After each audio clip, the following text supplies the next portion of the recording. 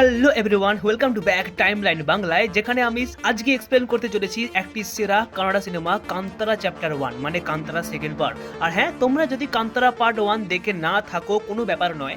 Second সিনেমাটির কাহিনীকে এমন ভাবে ডেভেলপ করা হয়েছে যে প্রথম পার্টের সঙ্গে তেমন কোনো কানেকশন নেই। তো গুরু, কান্তারা পার্ট 1 এর একটি মুখ্য চরিত্র ছিল শিবা, যে কিনা তাদের গ্রামে ভূতাকোলা উৎসবের সময় একটি জঙ্গলে গিয়ে গায়েব হয়ে গিয়েছিল। আর শিবা এইখানেই বা কেন অদৃশ্য হলো, এই রহস্য কিন্তু এখনো পর্যন্ত কেউই জানতে পারেনি। আর এই জায়গাটিকে পবিত্র জায়গা বলে ডাকা হয়। আর এখানেই কিন্তু কান্তারা পার্ট 1 এর কাহিনী শেষ হয়েছিল। এরপর থেকে শুরু হয় কান্তারার দ্বিতীয় পর্বের কাহিনী, যেখানে আমরা শিবার ছেলেকে দেখতে পাই, যে কিনা জঙ্গলের ঠিক সেই জায়গাতেই দাঁড়িয়ে আছে যেখানে তার বাবা শিবা অদৃশ্য হয়ে গিয়েছিল। কিছুক্ষণ পর গ্রামবাসীরা এসে তাকে ঘিরে নেয় আর বলতে থাকে এই কান্তারা জঙ্গলের ইতিহাস সম্পর্কে। আর এখান থেকেই কাহিনী পেছনে যায়, যখন এই পুরো জায়গাতে কদম নামের একটি অভিজাত রাজবংশের বসবাস ছিল।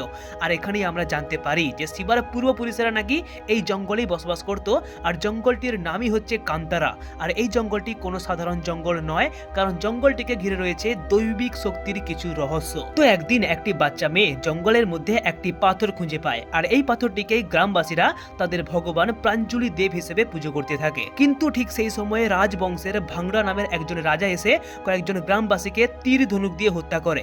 এই রাজা খুবই অহংকারী, রাজ্যের প্রজাদেরকে গোলামের মতো কাজ করায়, তাদের উপর অত্যাচার করে, ঠিক মতো খেতেও দেয় না, থাকতেও দেয় না।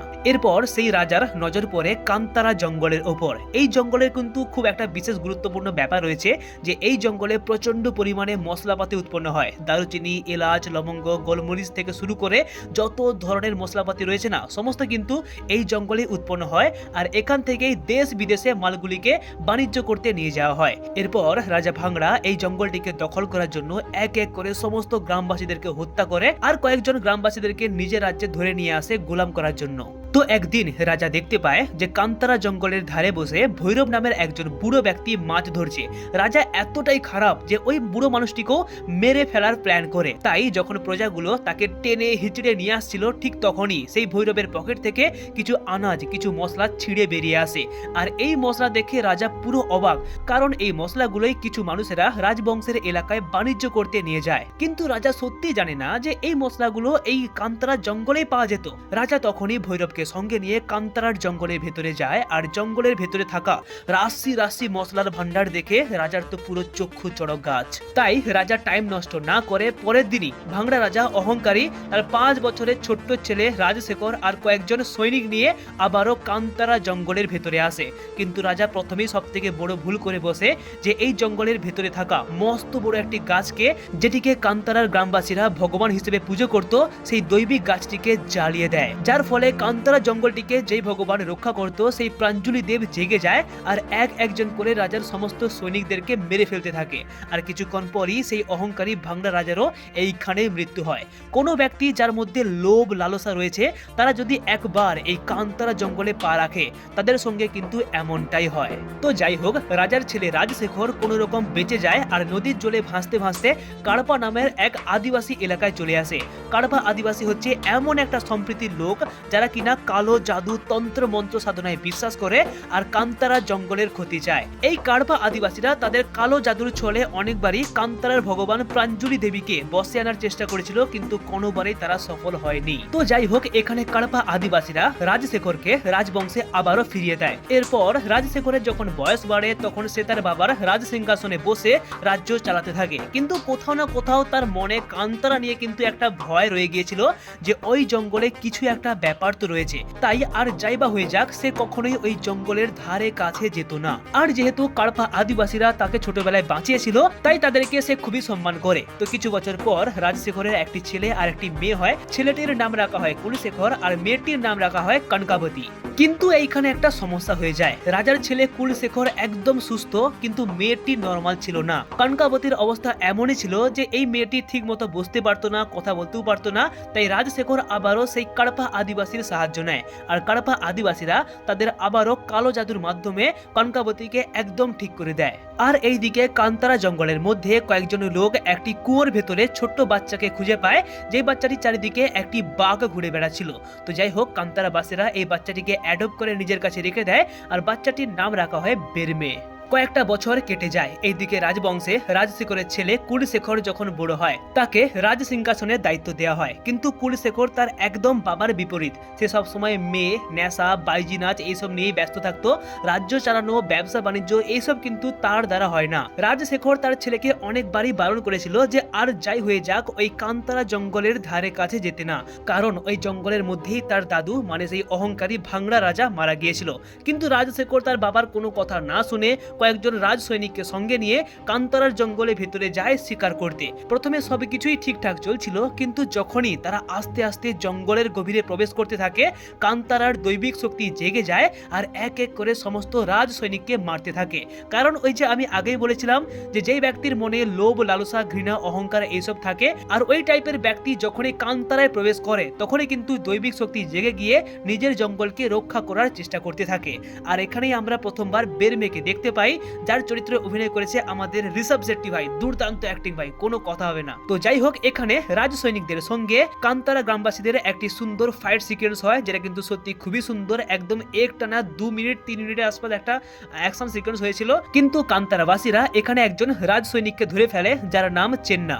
তো এই সমস্ত কাণ্ড কারখানা দেখে কান্তারাবাসীদের মুখিয়া বলে যে কোনো একজন ব্যক্তিকে ওই জঙ্গলের শেষ প্রান্তে পাহারা দেওয়া দরকার, না হলে কিন্তু রাজবংশের সৈনিকেরা এখানে বারবার আসতে পারে। কিন্তু বেরমে ছিল একটু অন্যরকম। সে কিন্তু এই পাহারা দেওয়ার ব্যাপারটা একদমই মেনে নিতে পারেনি। ভাবতে থাকে যে যদি রাজবংশের সৈনিকেরা আমাদের এলাকায় আসতে পারে তাহলে আমরাও তাদের এলাকায় যাব, দেখি না ওই জঙ্গলের শেষ প্রান্তে কোন জায়গা রয়েছে। তাই তারা রাজবংশের সৈনিক চেন্নার সাহায্য নিয়ে যে সমস্ত সৈনিকেরা জঙ্গলে মারা গিয়েছিল তাদের পোশাক আশাক নিয়ে একটি ছদ্মবেশ ধারণ করে ভাংড়া রাজবংশের এলাকায় চলে আসে। তারা দেখতে পায় যে হাজার হাজার শ্রমিকেরা কাজ করছে, কেউ পাথর কাটছে, কেউ মূর্তি বানাচ্ছে, কেউ বা মন্দিরে পুজো করছে, নতুন নতুন বড় বড় মন্দির তৈরি হচ্ছে, ব্যবসা বাণিজ্য হচ্ছে।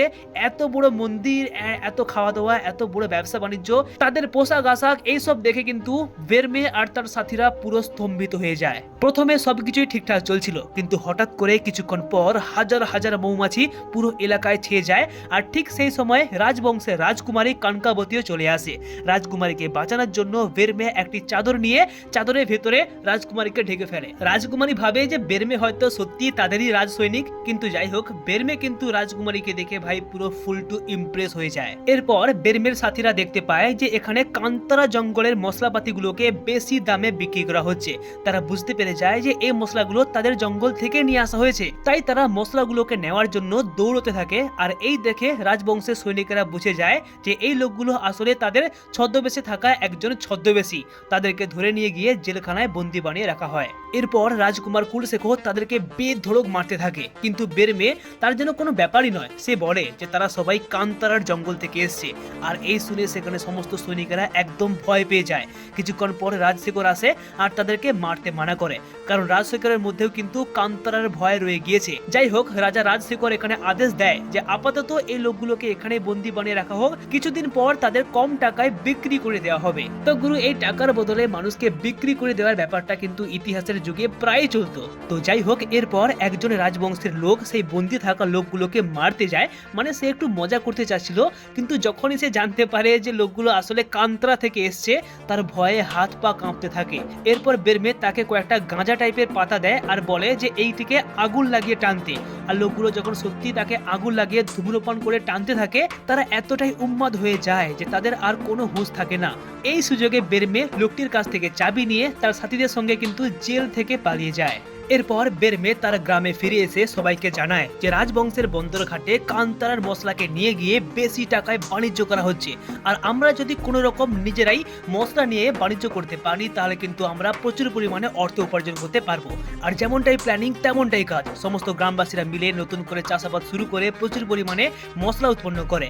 আর সেই মশলাগুলোকে রাজ সৈনিক চেন্নার সাহায্য নিয়ে রাজবংশের বন্দরঘাটে নিয়ে যাওয়া হয়। বন্দরঘাটে এই আনাজগুলোর দাম শুনে বেরমে তো একদম অবাক হয়ে যায়, কারণ সে কখনোই জানতো না যে তাদের জঙ্গল থেকে উৎপন্ন এই আনাজগুলো, এই মশলাগুলোর এত দাম হতে পারে। আর এই করে কিছুদিনের মধ্যেই বন্দরঘাটের 80% আনাজ বিক্রির মালিকানাধীন বেরমের কাছে চলে আসে। আর এই খবরটি কিন্তু রাজকুমারী কনকাবতীর কানে পৌঁছায়, কিন্তু রাজকুমারীর মন ছিল খুবই নরম, তাই সে তাকে না আটকিয়ে তার সঙ্গ দেয় আর কি করে এই ব্যবসাকে আরো বাড়াতে হয় তারও কয়েকটা প্ল্যানিং করে দেয়। আর এমন করেই কয়েকদিনের মধ্যেই বেরমে আর রাজকুমারী কনকাবতীর প্রেম আলাপ হয়ে যায়। কিন্তু বেরমে যেহেতু জঙ্গলে থাকে তাই সে রাজকুমারী থেকে একটু দূরত্ব বজায় রাখার চেষ্টা করতে থাকে। আর এইদিকে কান্তারাবাসীরা তাদের বন্দর ঘাটে যে ব্যবসা বাণিজ্য করছে এই খবরটা কিন্তু কুলশেখরের কানে পৌঁছয়। তাই সে তাদেরকে আটকানোর জন্য কয়েকজন রাজ সৈনিককে বন্দর ঘাটে পাঠায় যাতে তারা তাদেরকে বন্দী বানাতে পারে। কিন্তু বেরমে আর তার সাথীরা সেই লোকগুলোকে মেরে আবার রাজমহলে পাঠিয়ে দেয়। সেই দিনই রাজকুমারী কানকাবতী তার দাদা মানে কুলশেখরকে বলে যে এই লোকগুলোর সঙ্গে পাঙ্গা নেওয়া কিন্তু একদমই উচিত হবে না, কারণ তাদের জঙ্গলে দৈবিক শক্তি রয়েছে আর সেই শক্তির বিরুদ্ধে যাওয়া হিতেরই বিপরীত হতে পারে। কিন্তু কুলশেখর তার বোনের কোনো কথাই শোনে না। এরপর রাত্রিবেলা বেরমে তার কয়েকজন সাথীকে নিয়ে আরো বেশি পরিমাণে উচ্চমানের মশলা নিয়ে আসার জন্য কান্তারার গভীর জঙ্গলে যায়। কিন্তু সেই গভীর জঙ্গলে বসবাস করা কাড়পা আদিবাসীরা তাদের উপর হামলা করে। আর এখানে দুটো দলের মধ্যে খুবই সুন্দর একটা অ্যাকশন সিকোয়েন্স দেখানো হয়। হ্যাঁ মানছি কিছুটা অন্ধকারাচ্ছন্ন পরিবেশ, বাট অ্যামেজিং ফাইট ভাই। কিন্তু এইখানে একটা অদ্ভুত কাণ্ড ঘটে যায়। একটা বিশাল সাইজের বাঘ হঠাৎ করে কোথা থেকে এসে কাড়পা আদিবাসীর সর্দারকে মেরে নিয়ে চলে যায়। মানে কাইন্ড অফ বাঘটি যেন এখানে বেরমেকে সাহায্য করতে এসেছিল, কিন্তু এমনটা কেন এইটার উত্তর কিন্তু আমরা একেবারে মুভিটির লাস্টে পাবো। আর এইদিকে রাত্রে খেতে বসে কুলশেখর তার বাবাকে বলে যে বন্দর ঘাটে কিন্তু কান্তারাবাসীদের আনাগোনা অনেকটাই বেড়ে গিয়েছে, আর এটিকে যদি আটকানো না হয় তাহলে কিন্তু এক সময় আমাদের রাজ্য আমাদের হাতের বাইরে চলে যেতে পারে। তাই সে খুব তাড়াতাড়ি কান্তারা জঙ্গলে গিয়ে তাদের উপর অ্যাটাক করার প্ল্যানিং করে। আর এই কথা শুনে কিন্তু রাজশেখর খুব রেগে যায়, কারণ সে ভালো মতোই জানে যে কান্তারা কোনো সাধারণ জঙ্গল নয়। তার বাবা যে তাকে আটকাবে এই কথাটা কিন্তু কুলশেখর খুব ভালো করেই জানতো। তাই সে তার বাবার খাবারে এমন একটা নেশা জাতীয় কিছু মিশিয়ে দেয় যেটি খেয়ে তার বাবা একেবারে ঘুমিয়ে পড়ে। এরপর কাহানি শিফট হয় আর আমরা দেখতে পাই যে কুলশেখর কিছু রাজ সৈনিকদের সঙ্গে নিয়ে আবারও সেই কান্তারার জঙ্গলে যায়। তারা কিন্তু এখানে মজা করতে আসেনি, সমস্ত গ্রামবাসীদের ঘরকে পুড়িয়ে দেয়, গাছপালা সমস্ত কিছুকে আগুন লাগিয়ে দেয়। সেই দিনের রাত যেন কান্তারার জঙ্গল আগুনে পুড়ে আর্তনাদ করে জ্বলতে থাকে। কুলশেখর এখানে বেরমের মাকে গলা কেটে হত্যা করে। এইসব দেখে বেরমে নিজেকে আর আটকে রাখতে পারে না। আর এইখানে একটা সুন্দর রাতের মধ্যে অ্যাকশন সিকোয়েন্স দেখানো হয় যেটা কিন্তু সত্যি খুবই অসাধারণ। বেরমে যখন দৌড়ে দৌড়ে সেই কুয়োর উপর থেকে লাফ দেয়, এটাই হচ্ছে সেই কুয়ো যেখান থেকে ছোটবেলায় তাকে পাওয়া গিয়েছিল। তো যাই হোক, গর্তের উপর থেকে লাফ দেওয়ার পরেই তার মধ্যে যেন দৈবিক শক্তির আগমন হয়ে যায়। আর ঠিক এইখানে ঋষভ শেট্টি যে অ্যাক্টিংটা করে দেখিয়েছে না ভাই, জাস্ট অসাধারণ ভাই, ফাটিয়ে দিয়েছে ভাই। তো যাই হোক, বেরমের এইরকম অবস্থা দেখে কুলশেখর ভাবতে থাকে যে হয়তো সে নাটক করছে, কিন্তু না, বেরমের মধ্যে সেই দৈবিক শক্তির পাওয়ার এতটাই বেশি যে এক এক করে রাজ সৈনিকদেরকে সে হত্যা করে ফেলে। আর কুলশেখরের কাহিনীও এইখানেই দা এন্ড হয়ে যায়। তো পরের দিন সকালে রাজবংশে যখন রাজশেখরের ঘুম ভাঙে, যাকে কিনা আগের দিনই তারই ছেলে নেশা জাতীয় কিছু খাবার খাইয়ে ঘুম পাড়িয়ে দিয়েছিল, তো সে ঘুম থেকে উঠে দেখে যে তার ছেলে কুলশেখর আর বেঁচে নেই। চোখের সামনে তার ছেলের চিতা জ্বলছে। বারবার করে সে কুলশেখরকে বলেছিল যে আর যাই হয়ে যাক ওই জঙ্গলে পা রাখতে না, কিন্তু সে তার ছেলেকে আটকে রাখতে পারেনি। আর তার ফল যে এতটা ভয়ঙ্কর হবে সে ভাবতেও পারেনি। এরপর আমরা দেখতে পাই যে পুরো রাজবংশে যেন অশান্তি ছেয়ে যায়, কোনো কিছু ঠিকঠাক চলছিল না। রাজত্ব ব্যাপারটা যেন ধীরে ধীরে কমে যাচ্ছিল, ব্যবসা বাণিজ্য সবকিছু বন্ধ, শিবের মূর্তি মাঝখান থেকে ভেঙে যায়, পুরো রাজ্যে যেন অশান্তি ছেয়ে যায়। এই সময় কিছু পণ্ডিত রাজশেখরকে বলে যদি নতুন করে দেবতার অভিষেক না করানো হয় তাহলে কিন্তু সবকিছুই হাতের বাইরে চলে যেতে পারে। আর এইদিকে কান্তারাবাসীরা সিদ্ধান্ত নেয় যে এরপর থেকে যদি কোনো রাজবংশের রাজ সৈনিক বা কোনো লোক আমাদের এই কান্তারার জঙ্গলে পা রাখে তাদেরকে অন দ্য স্পট খেল খতম করে দেওয়া হবে। কিন্তু আমরা দেখতে পাই যে কিছুদিন পর রাজকুমারী কানকাবতী কয়েকজন সাথীকে সঙ্গে নিয়ে আবারও সেই কান্তারার জঙ্গলের মধ্যে আসে। কিন্তু বেরমের সাথীরা রাজ সৈনিকগুলোকে অন দ্য স্পট তীর দিয়ে মেরে ফেলে, রাজকুমারীকে ছাড়া। কানকাবতী তাদের কাছে হাত জোড়ো করে বলে যে আমাদের রাজবংশের শিবলিঙ্গ ভেঙে গিয়েছে, মন্দির ভেঙে পড়েছে, চারিদিকে শুধু হাহাকারের তাণ্ডব চলছে। আমি চাই যে সমস্ত কিছু ভুলে গিয়ে কান্তারার দৈবিক শক্তিকে আমাদের রাজবংশে প্রতিষ্ঠা করে দেওয়া হোক। এই কথা শুনে তো বেরমে খুব রেগে যায়, সে কোনো মতেই রাজকুমারীর কথায় রাজি হয় না। আর সেই দিনই রাত্রে কান্তারা গ্রামের মধ্যে ভূতাকলা উৎসব পালন করা হচ্ছিল, যেখানে ওই ছৌ নাচের মতো মুখে মুখোশ পরে নর্তকীর মতো নৃত্য করা হচ্ছিল।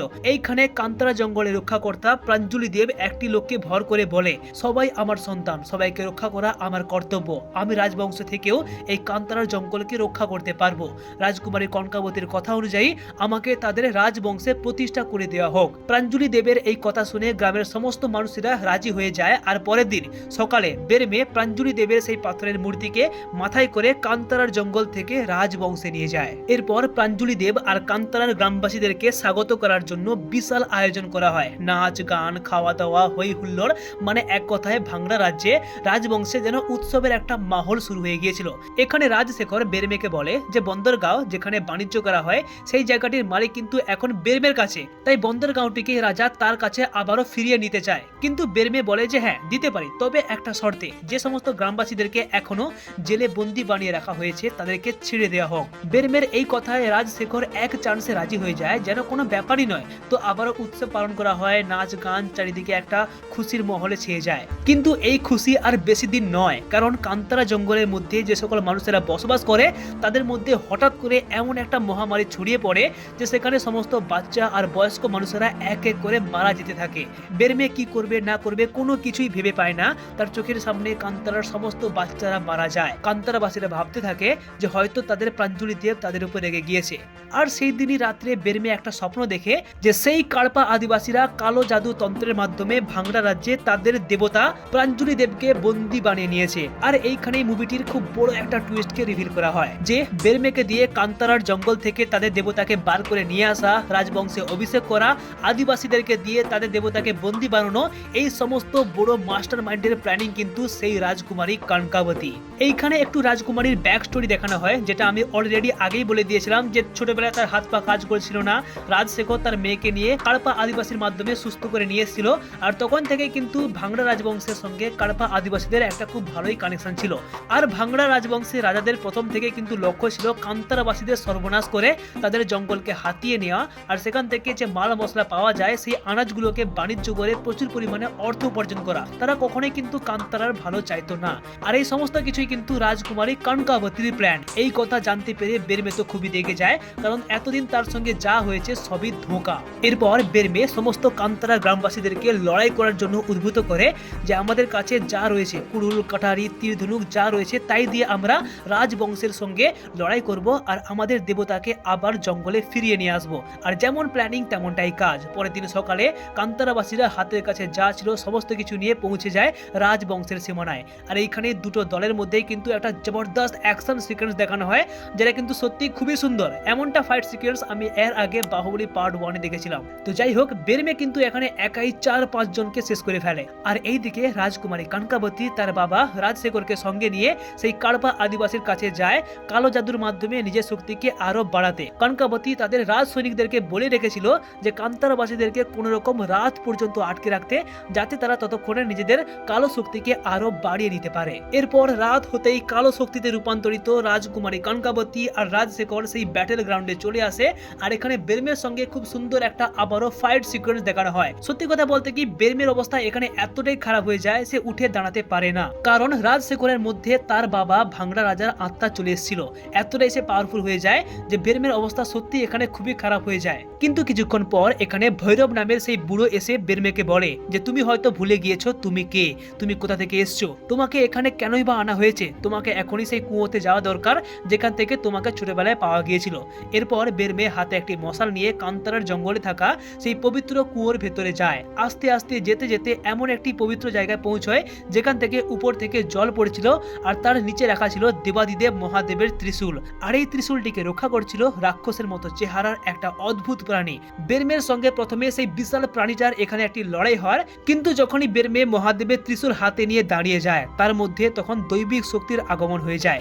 বেরমে যেন আস্তে আস্তে একজন ডিভাইন ব্যক্তিতে ট্রান্সফর্ম হয়ে যায়। আর এই দেখে সেই বিশাল প্রাণীটি হাত জোড়ো করে প্রণাম করে সেখান থেকে চলে যায়। এরপর সিন শিফট হয় আর আমরা দেখতে পাই যে দেবতার রূপে ট্রান্সফর্ম বেরমে কান্তারার জঙ্গল থেকে আবারও সেই যুদ্ধক্ষেত্রে ফিরে আসে। কিন্তু এইবার সে একা নয়, তার সঙ্গে সেই বাঘটিও আসে যে কিনা সব সময়ই বেরমেকে রক্ষা করে এসেছিল। আসলে এই টাইগারটির মধ্যেও মাঝে মধ্যে দেবতা ভর করে। এইখানে বেরমে রাজকুমারীকে বলে যে আমি কিন্তু মেয়ে আর বাচ্চার গায়ে হাত তুলি না, তাই তোমার সঙ্গে লড়াই করবে আমার বোন মাতা চামুন্ডি।